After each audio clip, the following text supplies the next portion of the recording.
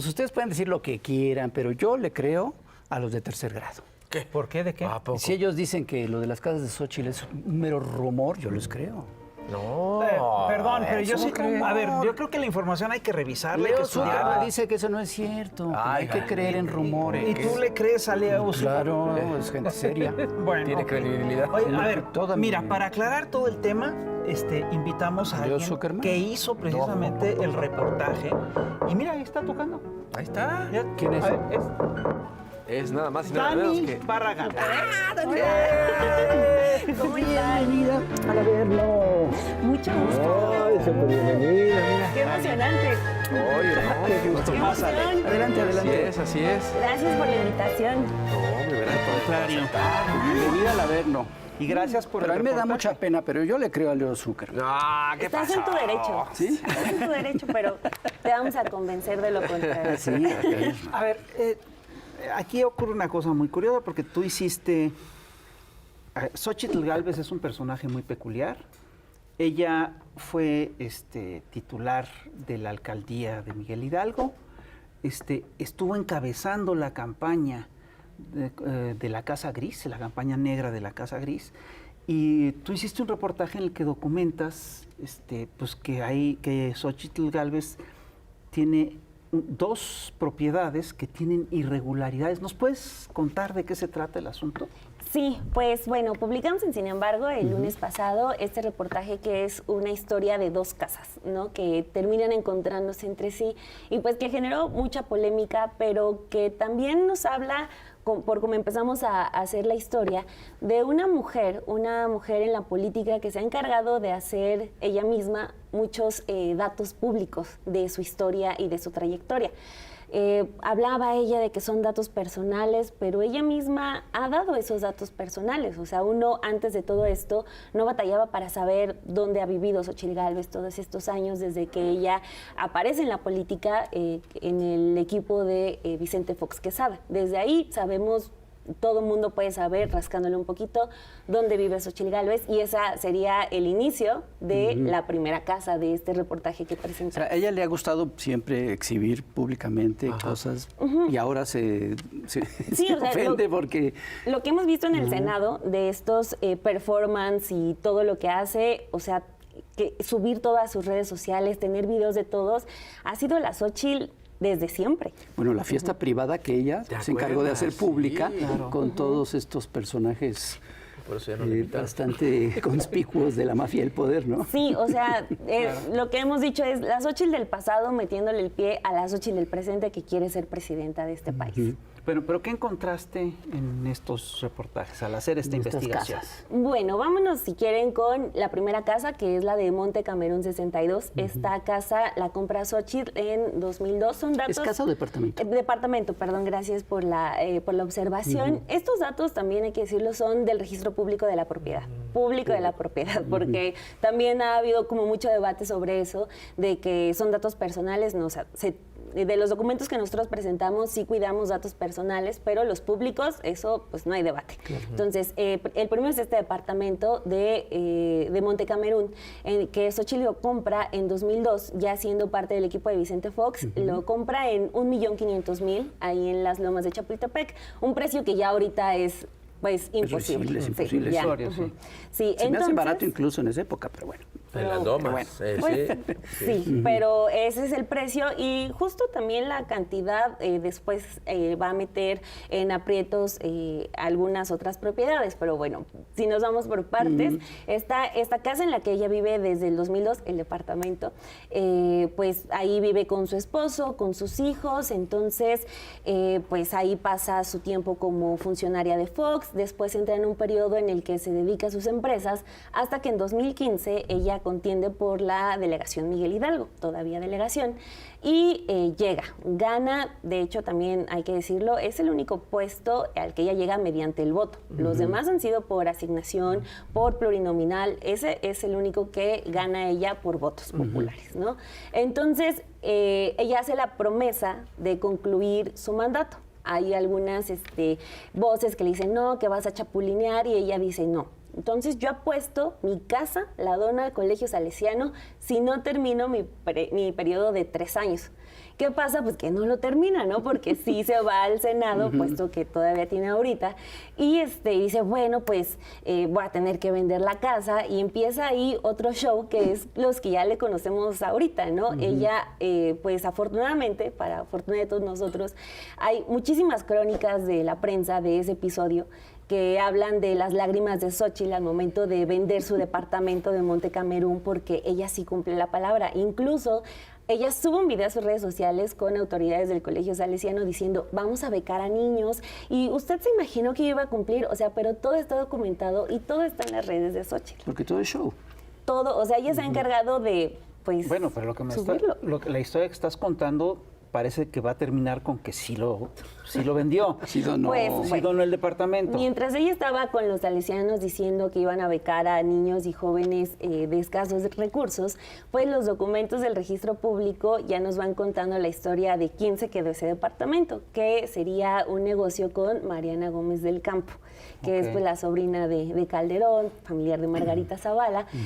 Y bueno, más allá de sus lazos familiares, pues es una panista que tiene una trayectoria que habla por sí sola, ¿no? Siempre ha estado de cierto lado de la historia, entonces, pues Mariana Gómez del Campo sabemos qué representa. Entonces, lo que vemos es que los documentos muestran que Xóchitl le vende este departamento por 8 millones de pesos, el departamento de Las Lomas. Nos metemos a buscar ya con este documento del registro público qué es lo que reportó Mariana Gómez del Campo, y pues ahí tenemos dudas que hasta el momento pues ella no ha respondido, porque en su declaración patrimonial como diputada, la del 2023, ella dice que tiene un departamento pero de 5 millones. Ajá, entonces... ¿Y viene la dirección? Para saber Sí, si- en No, la es ese. declaración patrimonial no la tiene, entonces las dudas es el departamento de Monte Camerún?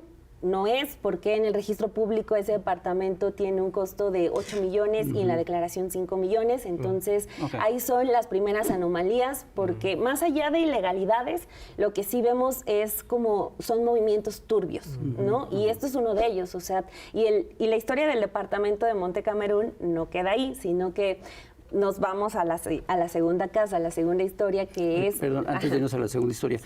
¿Se sabe si sí hubo esa donación al Colegio Salesiano?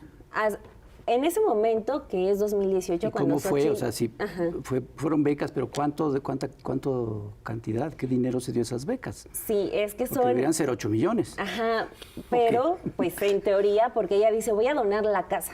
Primero la Después casa, dice, después que voy a no. venderlo, voy a vender el departamento y Ese dinero se y va de después donación, ¿no? en becas, que es una propuesta que le hicieron los salesianos.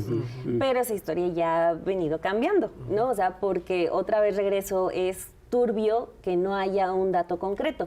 Ella, por ejemplo, después de la publicación del reportaje, dice que ya está construyendo unos laboratorios para los salesianos, pero que no va a dar datos porque es una donación privada, ¿no? O sea, se está escudando mucho en lo privado.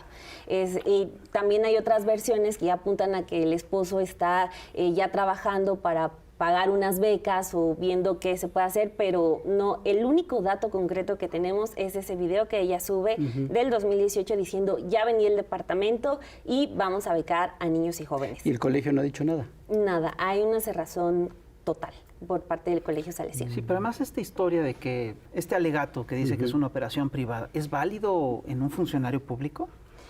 Pues digamos que puede ser válido, pero ella se ha encargado de hacer todos estos movimientos públicos, ¿no? O sea, si ella va bajo la bandera de ser transparente, de ser abierta, de que su palabra sí cumple, pues claro que brinca esta incoherencia de que ahora se escude en la privacidad de sus movimientos, Sí, ¿no? sí, siempre ha exhibido todo eso, lo hace público, lo hace un show. Pues es ahora, esa conveniencia, entonces. Y es válido que haya preguntas Sí, sí, que buscan claro. una respuesta. Entonces, la otra casa. La otra casa es la que ha generado más polémica, que es la casa de Sierra Santa Rosa, que ya la conocen como la Casa Roja. Esa casa, pues, sale después de la venta del departamento de Monte Camerún.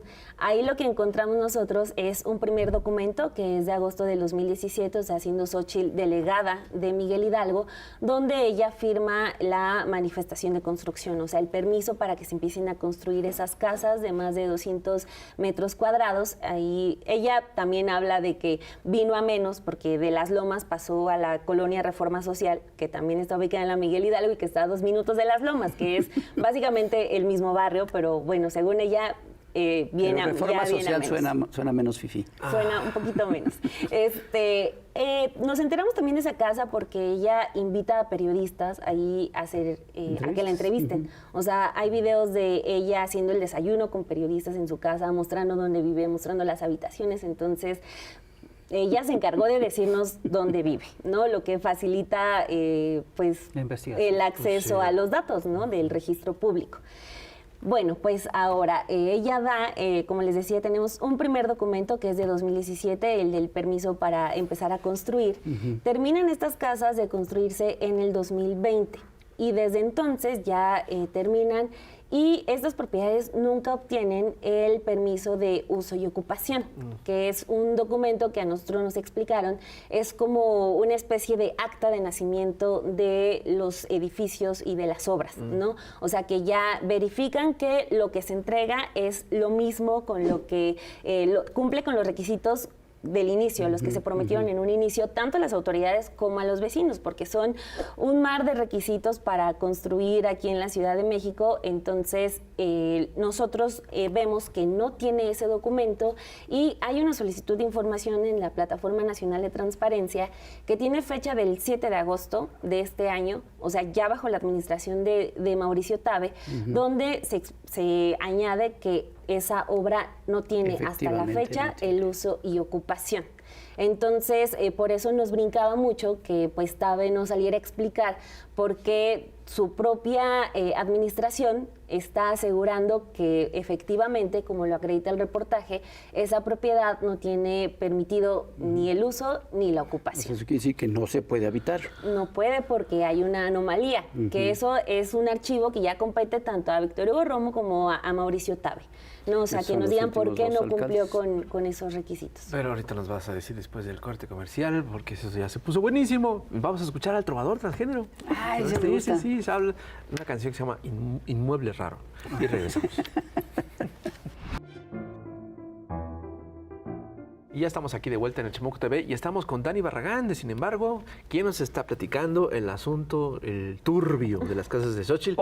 Opaco, por decirlo de alguna manera. Y nos quedamos con el cortón del corte, pero entonces, por favor, continúa, porque te quedaste con lo de los documentos. El segundo inmueble raro. Exacto. El segundo inmueble raro. Que es la casa de... Sierra Santa Rosa. Eso. Exacto. La que está ubicada en Reforma Social. Esa sí es una casa. Esa sí es una casa privada, ¿no? Son varias casas. Sí, son varias casitas rojas. Ajá, de más de casi 250 metros cuadrados. Ándale. Bueno, entonces, para irnos por partes, porque luego con tanto documento se hace muy revuelto el tema, les hablaba de el primer documento al que nosotros tuvimos acceso, que es el de la Delegación Miguel Hidalgo del 2017, donde se expide el permiso de construcción, la manifestación, para que ya quien iba a construir esas casas pudiera hacerlo. Llegamos, se construye en 2020 y desde ese momento esas casas pues no obtuvieron nunca el permiso de uso y ocupación, que es parte central de todo el reportaje, porque eso se mantiene tanto en la administración de Víctor Hugo Romo como en la administración de Mauricio Tabe. El documento que nosotros tenemos, lo que les decía, tiene fecha del 7 de agosto del 2023, es un documento público que está en la Plataforma Nacional. Todos pueden consultarlo, entonces ahí está la fecha y dice efectivamente esas propiedades no tienen permitido el uso y ocupación. ¿Qué es lo que tenemos? Que en 2021 Xóchitl Gálvez compra una casa pues que le costó pues a un precio muy bajo. Pues sí, muy bajo. Una ganga. Sí, y eso también lleva a más polémicas porque ella lo compra prácticamente 9 millones de pesos, esta casa ubicada en Reforma Social, y es una casa que ya ahorita se vende en 15 millones. 14,900,000. Es que dice que el cemento subió mucho. Pero eso me llamó mucho la atención. Dice que lo compró. El cemento subió mucho. Que lo compró en preventa, que hubo inflación, que el acero, que eso y aquello. Acero, sí. Pero, por ejemplo, hay declaraciones de ella quejándose del aumento del precio de Dos Bocas. donde le dijeron, oiga, es la inflación, el acero, esto, pero ahí no fueron válidos, ¿no? O sea, otra vez Xóchitl Gálvez del pasado metiéndole el pie a la Gálvez del presente. Porque sí, o sea, esos mismos argumentos que ella pone, se los dijeron en el pasado con dos bocas, pero ahí sí no, pues no los aprobó. Que es como lo de público y lo privado que ella estuvo en esta campaña que decías tú, Sí. Pues de acoso a la casa que se rentaba en Houston, el hijo de López Obrador. Ahí sí era todo interés muy público. Ahí público. decía interés público, a pesar de que José Ramón López Beltrán no es un personaje público metido en la política, ¿no? No es un Sí. funcionario. Es un funcionario como ella. Sí. Ella sí lo es, y además que, digo, se ha mantenido ella férrea a no renunciar al Senado, entonces, pues, con más razón, sigue siendo una funcionaria pública, ¿no? Digo, si yo hubiera renunciado, quizás todavía podría tener ese argumento, pero ella ha decidido Oye, y mantenerse. en esa privada hay varias casas. ¿Están ocupadas otras casas? Ese dato no lo hemos comprobado. Lo que sí es que hay imágenes de ella misma en fiestas en su casa, en reuniones, en entrevistas. Y para cerrar esa historia, también nos llamó mucho la atención que cuando ella compra, nos regresamos a los documentos del Registro Público de la Propiedad, ella compra esa casa de Sierra Santa Rosa y reporta que su dirección sigue siendo Monte Camerún 62, o sea, una casa de la que en teoría ya se desprendió desde el 2019 y en 2021 todavía sigue diciendo que esa es su dirección. Es el documento que también ha llamado mucho la atención porque ahí también ella dice que es soltera. Entonces son al menos dos anomalías claras en ese documento que es público y que pues debe reportar los datos concisos, pero pues ahí tenemos que ella sigue diciendo que vive en ese departamento que le había vendido a Mariana Gómez del Campo para donarlo a los salesianos. Entonces, pues ahí está el asunto. En resumen, ella da la autorización, su delegación da la autorización para la construcción de esas casas. Después ella la compra pues a un precio menor del que ya se vende ahorita y pues mucho menor o muy barato para la zona que es. Y pues también todavía dice que vive en la casa que ya había vendido 2 años antes. Además hay una cosa, porque hay quien dice que hay que demoler esa casa, etcétera, cosa que es totalmente inaceptable, ¿no? Sí. Eso es un error, es una barbaridad, ¿no? Pero eso lo que ha destapado, entre otras cosas, es que Xóchitl Gálvez sí demolió casas y sí se demolió departamentos. Hemos visto Y además, videos. ella. Hemos visto videos de ella con un marro rompiendo paredes. Súper idea, Entonces ¿no? es En esta idea de hacer un show siempre de Sí. todo, Sí, claro. todo su actuar, pues. Sí, porque también en la Miguel Hidalgo, recuerden, junto con este otro señor Arne, ellos se pusieron el papel y el uniforme de la policía de lo moral, de la policía de nosotros te vamos a enseñar a ti cómo ser un ciudadano correcto, sí. ¿no? Y lo que tú haces está mal y lo que nosotros hacemos está bien y es impoluto. Y grababa ¿no? a la gente, incluso hasta Graba- tuvieron ajá. acusaciones asunto, por por ejemplo, acoso, ¿no? sí. Grababan a los ciudadanos haciendo cosas. Este asunto, por ejemplo, de las ladies y los lords, Sí. empezó mucho con eso, ¿no? O sea, de exhibir a las personas pues enojadas o haciendo X cosa, pero mucho desde el lado de yo te voy a enseñar lo que es ser un buen ciudadano. Por eso hay videos de ella incluso tirando casas porque no tienen el uso y ocupación. Ándale. O sea, el mismo argumento que la misma que estamos ocupando para lo de la casa de Sierra Santa Rosa, ella tiene videos tirando casas por esa razón. A mí también me parece muy dramático lo de la demolición. Eso no es aceptable. Sí, es una punto. tontería. Sí, no. Lo que sí es, pues tiene que ser investigado porque pues estamos hablando de territorio cártel inmobiliario, ¿no? O sea, ahí lo que vemos es, hay todo un clan de panistas, ahí no hay duda de que son panistas que han ocupado espacios clave dentro del partido, pero también en estas alcaldías, tanto en Miguel Hidalgo como en Benito Juárez, que pues han abusado del patrimonio de muchas personas para hacer negocios a través de la rama inmobiliaria. Entonces, aquí ya con las declaraciones de Tabe que dice que no es fundamental ni es tan necesario el permiso de uso y ocupación, pues claro que llama la atención que ahora resulta que sí son flexibles con ciertos requisitos, cuando pues estamos hablando de que si se le niega el uso y ocupación a esa propiedad es porque no cumplió con los requisitos que estableció en el inicio, que eso es mucho del cártel inmobiliario, estos edificios con pisos extras que abarcan más espacio de superficie del que dijeron en un inicio, y un montón de irregularidades. ¿Para qué? Pues para sacar más dinero, para sacar más y más. Entonces, pues sí salta mucho que ahora sean muy flexibles, diciendo que no era necesario ni se ataquen por el permiso. A ver, el tema del cártel inmobiliario es un tema muy serio. Estamos hablando de una denuncia de 198 inmuebles. Y se habla de que son pisos, es decir, que si pones todos los pisos extras que se pusieron juntos, vamos, tendrías el edificio más grande del planeta. Es un tema que ya causó cobró vidas. Claro, sí. que ha provocado muertes de personas con los sismos, con las tragedias, en fin. Y además es un tema en el que están coludidos. Hay panistas que ya están en la cárcel por esto, Von Rerich, en fin. Entonces, a ver, la pregunta que yo me haría es decir, a ver, estamos hablando de edificios irregulares, estamos hablando de edificios en zona de cártel inmobiliario, estamos hablando de altas autoridades panistas coludidas. ¿Qué tan posible es que una alcaldesa panista que en esa zona no haya sabido nada del cártel inmobiliario? Pues es poco probable, sobre todo porque no es que le corresponde ya como alcaldesa, sino también como, bueno, aunque diga que no milita en el PAN, pues sí le corresponde como panista, ¿no? O sea, el PAN Ciudad de México está ligado 100% a todo eso del cártel inmobiliario, por más que quieran decirse perseguidos políticos, ¿no? O sea, a quien propongan como candidato a la jefatura de gobierno, los dos que más suenan son cártel inmobiliario. Entonces... Fuerte. Oye, pero además, vamos, estamos hablando, es decir, una de las cosas que hay que investigar también es los contratos que ella tuvo con sus propias empresas, y muchos de esos contratos se dieron cuando ella era funcionaria de la alcaldía. Es decir, eso también ha sido motivo de una Sí, que eso es incluso una investigación que tú también hiciste hace unas semanas, ¿no? Sí, fue cuando empieza ya ella a formalizar esta candidatura, que bueno, aunque después vino su proceso de selección de candidato muy armado, muy a la fuerza, pues desde que salió ella con lo de Palacio, que no la dejaron pasar, desde ahí empezamos a revisar sus declaraciones patrimoniales. Yo me especializo en el periodismo de datos, entonces siempre con muchos de los candidatos hemos hecho ese ejercicio de quiénes son los políticos a partir de sus declaraciones patrimoniales.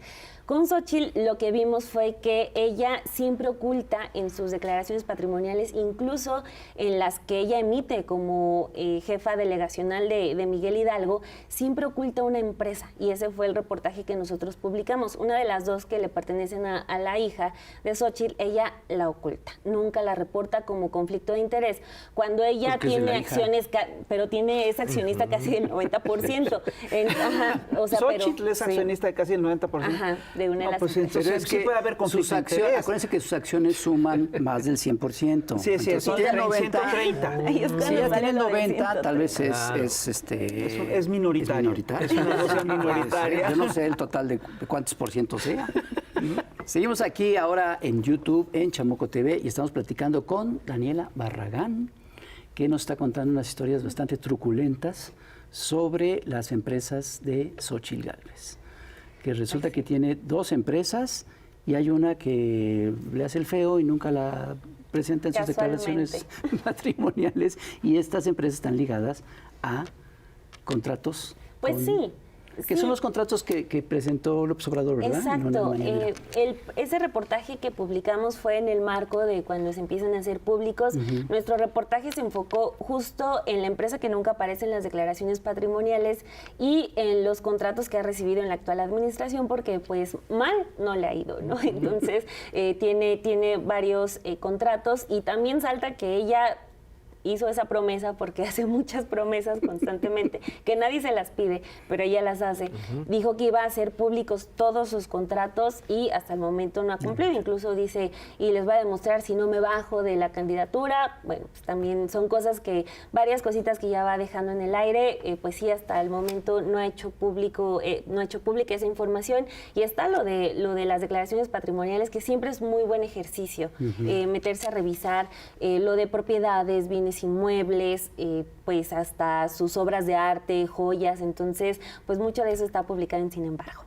Pero ya se presentaron estos contratos, Y la gran mayoría pues eran no eran con empresas del Estado, sino con empresas privadas. Sí, y ella decía, pues no, eso no tiene nada de malo, ¿no? No, pues le ha ido muy bien y pues por eso mismo quizá a mí me ha sorprendido en los últimos días, después de publicar el reportaje, que le exaspere cuando ya se le está pidiendo información. O sea, yo pensaba que ella sería consciente de que busca ocupar el cargo político más importante de este país, que es el de presidenta de la República, pero al momento de que colegas periodistas le preguntan si no hay un conflicto de interés, por ejemplo, al momento de que ella autoriza una construcción y 2 años después compra una de esas propiedades, una pregunta que es por completo válida, pero se molesta y se esconde o se escuda más bien en que es un asunto privado, ¿no? Entonces, pues ahorita, y justo también después de la Casa Blanca, del reportaje de la Casa Blanca de Peña Nieto, pues creo que a todos nos quedó una lección de que investigar a un político también nos lleva a ver sus propiedades, a investigar en el registro público, porque te termina pintando a un personaje político, ¿no? A Peña lo termina marcando su administración completa, el asunto de Casa Blanca. Entonces, pues así un periodista así tiene que hacerle con todos ya cuando hay un precedente, ¿no? Bolas. Oye, a ver, una pregunta. Mira, estamos viviendo un momento complicado, porque hay mucha falsa información, hay mucha desinformación, pues, hay harta mentira, mucha manipulación, hay mucha manipulación, se hacen escándalos de temas que no tendrían que ser motivo de escándalo y se minimizan, y se los que sí. ocultan Exacto. y se ocultan verdaderos escándalos. Es decir, me llama además la atención que en fechas recientes hemos visto a gente de los grandes canales de televisión minimizando el reportaje. No, eso no es nada, son mentiras, eso, y no te hablan de los datos. Lo que me llama la atención además ahorita es que un reportaje que viene de un medio de redes, de repente sacude o pone en entredicho una verdad o las verdades que se dicen en los grandes consorcios masivos de comunicación. ¿Qué hacer con este juego de verdades? Bueno, yo les comentaba antes de entrar acá que estaba muy contenta con lo que había ocurrido en tercer grado, ¿no? O sea, porque me gustó mucho verlos enojarse de que un tema de un periódico digital, sin embargo, ha sido un medio 100% digital desde que surge, los molestara tanto, o sea, los descolocara. ¿Por qué les molesta? Pues porque ya no tienen el monopolio de la información, ¿no? De la verdad. Y sobre todo, ¿cuánto tiempo estuvimos así, pues solamente enterándonos, informándonos a partir de las migajas que podría darnos un López Dóriga en la noche, ¿no? O sea, por ejemplo, uno se pone a pensar en eso y qué feo, o sea, realmente qué lástima de pensar cómo estábamos todos sometidos a eso, cómo se buscaban algunas rendijas de información para saber algo más, pero estábamos sometidos a un López Dóriga, a un Javier Alatorre, que los dos ahorita podemos hasta decir... sentí feo ahorita que dijiste eso. Que señores tan feos, tan rancios, ¿no? O sea, y lo que pasa en tercer grado, que Genaro Lozano intenta, porque ni siquiera le permiten exponer el caso. Sí, lo interrumpen y lo es el menosprecio. Lo descalifican. Exacto, o sea, pero es el menosprecio a lo que ellos mismos no han entendido, ¿no? O sea, la crisis de Televisa, no solo económica, sino la más importante, la económica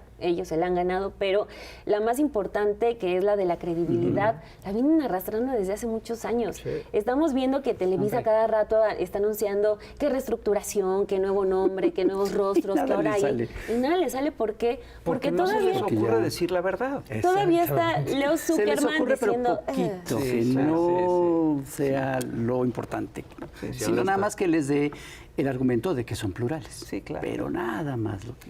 Sí, además también, siendo parte de una generación de periodistas que estamos como haciendo periodismo a través de las fuentes de transparencia, de bases de datos, también te brinca que esos señores que desde siempre han sido opinólogos, o sea, desde siempre han sido expertos en todo, vengan a desacreditar un reportaje que tiene documentos. O sea, a mí me gustaría ver a un Sarmiento haciendo un reportaje basado, metió solicitudes de información, que se fue a pedir tal documento, que se estuvo peleando con tal dependencia. En lugar, el señor siempre ha opinado. ¿Y en qué momento vienen a decir, ay, ¿cómo escuchas esos rumores? Ni siquiera leen. ¿No? O sea, y eso es lo realmente lamentable. Pero hay una cosa curiosa, fíjate, son mesas armadas con locutores. Sí, son mesas, es decir, ¿dónde están los, es decir, son locutores que se presentan como analistas? ¿Dónde está su carrera académica? Son lectores de teleprompter, muchos de ellos. Sí. Es decir, nosotros somos simples caricaturistas, pero siempre dejamos hablar al invitado. Claro. Es decir, lo que menos hacemos es opinar en esta historia, hacemos preguntas, ¿no? Pero ellos sí son, es decir, están sustituyendo la figura del intelectual público. Y eso sí plantea un problema que es serio. Y están en una crisis ya de hace tiempo, en decadencia. ¿No? Pues sí, en decadencia y no entienden lo que está sucediendo y no entienden estas nuevas lógicas y por eso reaccionan de esta manera. Pues sí, pero algo que justo platicábamos en la Rapentrevista es que, pues bueno, el trabajo que hemos hecho en Sin embargo, tanto los reportajes que hemos publicado como también lo que hemos hecho en YouTube, pues ha provocado que esto no lo enfrentemos solos, sí, ¿no? Claro. O sea, porque antes, cuando sacábamos algún reportaje de Peña Nieto y todo, pues era pues atrincherarse en la redacción y aguantar los guamazos, a ver de dónde venían y todo, ¿no? Pero ahorita se siente muy bien publicar esto y estar acompañado, o sea, el estar respaldada por la gente hace todo esto maravilloso, hace que te sientas realmente cumpliendo la labor del periodista, ¿no? Que es informar, que es publicar porque te van a estar leyendo. También conlleva una responsabilidad muy fuerte de no fallar a la gente, pero se siente muy bien porque uno no está solo. Porque además es un acompañamiento mutuo. Sí. O sea, tú te sientes acompañada por tus lectores, por tus escuchas, por la gente que ve tu trabajo. Y a la vez esta gente confía en ti. Sí, ¿no? sí, es algo, es una fórmula realmente hermosa. O sea, que hay gente que no ha entendido esa relación también con su público. Sí. Y que ha decidido darle la espalda a su público. Y está el desprecio, por ejemplo, en redes este tema escaló demasiado, pero, por ejemplo, me sacan que una captura de pantalla donde supuestamente me pagan. Sí, a mí también me sacaron. ¿Eres chofer? cuenta? Esa misma cuenta que Tú eres chofer, vamos a tener acá. Eres chofer de la Suprema Corte de Justicia. Ponen a una Daniela Barragán que es chofer, que fue chofer porque ya también dejó de trabajar, que ganaba 17,000 pesos en el Consejo de la Judicatura Federal y diciendo que ya quedaba demostrado mi chayote a cambio de desprestigiar a Xóchitl Gálvez, y quien le termina respondiendo esta cuenta fue la gente, o sea, los usuarios en redes sociales me dicen, ¿estás mintiendo? A quitarla. Quita el tweet, pero pues nosotros ya hicimos capturas y todo porque, o sea, esa cuenta en específico trabaja para denostar periodistas, para eran unas difamarla. imágenes que no decían nada. No, son retazos de la me hizo lo plataforma mismo. nacional. Eran dos imágenes. Una donde estaba mi nombre, que además es un nombre tan muy extraño. raro, que, José Hernández, que es y eso. otro donde era 300 millones de pesos. Ya, Pero ya, sí, ya, ¿de plano? No había relación entre las dos imágenes, pues. Ajá. Una imagen con mi nombre y otra con una cantidad. Y ya era la gran prueba. De Chayotero, que- ¿no? Sí, sí, sí. Justamente, yo sí creo que estamos viviendo en un territorio de postverdad, ¿no? En la que, así como se ha acuñado el término de fake news, también tendríamos que poner sobre la mesa el término de los fake escándalos, ¿no? Que te hacen escándalos de cosas que no son escándalos, que no hay manera de que sean escándalos. Por ejemplo, que ¿A ti te pagan por trabajar? que a mí me pagan por trabajar, ¿no? O, por ejemplo, compañeros académicos los acusan de corruptos porque cobran en una universidad. Tú dices, ¿de qué están hablando? Es su trabajo, es la chamba que ellos hacen. Y nosotros lo vemos a cada rato. Por ejemplo, al hijo de Andrés Manuel López Obrador, llevan 2 veces que lo acusan de que renta una casa. ¿Dónde está el escándalo de que rente una casa? Si es algo que hace medio mundo. Bueno, Yo rento un depa, ni siquiera mucha casa. gente lo hace en la Ciudad de México. Sí, la ¿Por mayoría. qué va a ser eso un escándalo? Y esas cosas, básicamente, las pueden hacer porque siguen manteniendo un monopolio mediático. que les permite precisamente ocultar información y les permite asimismo hacer escándalos de la nada. Y eso es lo que hacen. Sí. Y hay otros casos que sí son escándalos que salen y que los medios ocultan. Por eso. Como otra investigación de Dani Sí. sobre los libros de Ricardo Monreal. Ah, lo de Monreal. Sí, eso es muy interesante porque, híjole, también impacta un tanto al propio Morena, ¿no? Claro. Ese tema nosotros lo publicamos también, todo sale además de datos que son públicos, aunque ellos los utilicen mal para difamar, o sea, todo este periodismo está a la vista de todos, ¿no? Ahí están los documentos en la plataforma nacional y documentamos esta compra de miles de libros, unos a sobreprecio, después con firmas falsas de libros de Monreal que Monreal regalaba. A diferencia de que ya vemos que generó como un furor generalizado, por decirlo de manera rápida, de ambos bandos, el de Monreal no lo adoptó nadie, o sea, no lo adopta ni Morena ni la oposición, no. O sea, lo adoptó la gente. Y por eso desde ahí yo dije, wow, esta fórmula de verdad es una maravilla, estar conectada con la gente, esta herramienta de YouTube también ha venido a cambiar todo.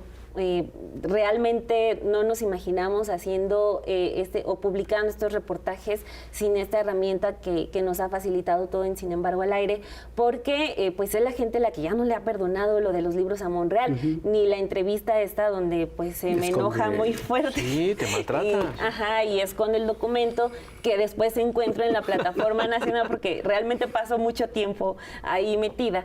Entonces, pues sí, pero puede que políticos no le hagan caso, que los partidos no hagan caso, ni piden explicaciones a los suyos, pero la gente sí lo está leyendo y la gente está muy comprometida y se siente muy emocionante. Yo estoy muy contenta por eso, porque sí, tengo a cientos de trolls ahí en el celular, en Twitter, pero también tengo a mucha gente que me está diciendo ánimo y aquí estamos.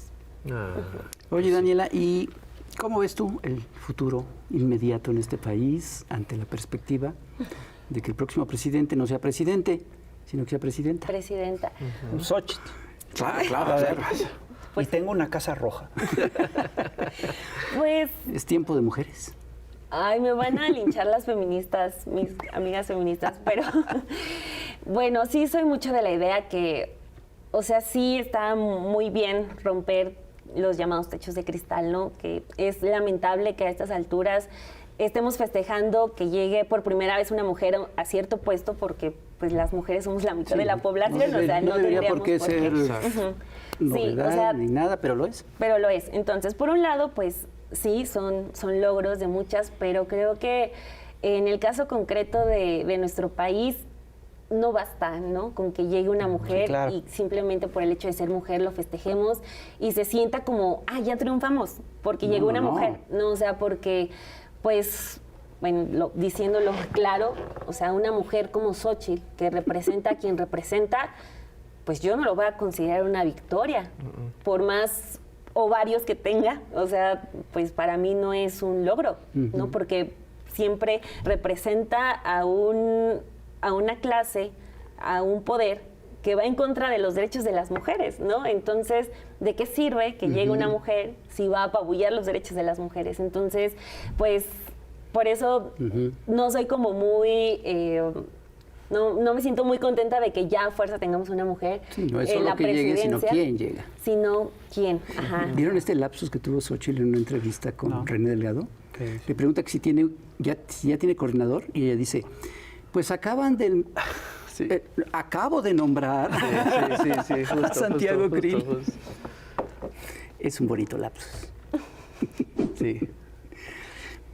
Yo estoy de acuerdo contigo, no es ya ganamos, pues, en todo caso pero es un buen paso, es algo importante. Sí, no, sin duda, sin duda es algo importante, no se le quita el mérito a ninguna de las dos, quien sea quien llegue, pero pues sí con nuestras reservas, mejor. Bueno. Oye, en verdad, Dani, estamos bien contentos de tenerte aquí, es un honor tenerte, te hemos visto crecer a una velocidad vertiginosa, como analista política también, pero sí es cierto, como periodista de datos, de investigación, y se te agradece tu trabajo. Muchísimas gracias. Gracias a los ¿Dónde tres te podemos ver? Están estrenando un nuevo canal sí. de YouTube. Sí, en hay Instagram. varios puntos. Primero en sinembargo.mx, ahí publicamos toda nuestra información. Estamos en Sin embargo al aire. Yo estoy en Café y Noticias todas las mañanas después de la mañanera. No tenemos horario. Además, es imposible competirle al presidente en YouTube, entonces mejor después de la mañanera nos quitamos de problemas. Y también estamos estrenando otro canal en YouTube que se llama Estudio B, de Sin embargo al aire, y ahí tenemos un programa que se llama Versus. Estamos pues varias colegas periodistas. Contrapuntean, ¿no? Sí, ponemos dos personajes sobre la mesa, entonces ahí estamos varias mujeres haciendo pues trabajo de investigación, opinión, y ese se transmite los domingos en la noche. Es Perla Velázquez, Luisa Cantú, Meme Yamel. Y Adriana Buentello. Adriana Buentello, y su servidor. Sí, Se armó un buen equipo. Qué buena onda. Oye, pues muchísimas gracias, Dani. No, hombre, a ustedes. Muchas gracias por Y el espacio. van a seguir tus investigaciones, vas a seguir con esta investigación de lo de la casa, de las casas, vas a seguir con estas cosas ahí oscuras que hay, ¿no? Como ya se dieron cuenta, hay muchos puntos que quedan en el aire, entonces, pues sí, ahí estamos, ahí seguimos a ver si podemos concretar Darle otras continuidad cosas. a eso, que está bien interesante. Pues sí. Muy bien. Por favor. Se puso incómodo. Pues seguiremos leyendo entonces. Muchas gracias. Padrísimo, muchas gracias. Señoras y señores, otro programa que va a tener que compartir, comentar, coleccionar y ya lo sabes. ¿Cómo se coleccionan los programas? Pues los bajas ahí en tu telefonito, sobre todo los compartes. Los recuerdas. Los compartes. Oye, no te pierdas este programa, mira, está chido. Gracias, Dani. Gracias a ustedes, un gustazo. Saludos estar. a la banda de Sin embargo. Señores y señores, otro programón. Cuídense mucho. Nos vemos a la próxima. ¡Viva México! Bye, adiós.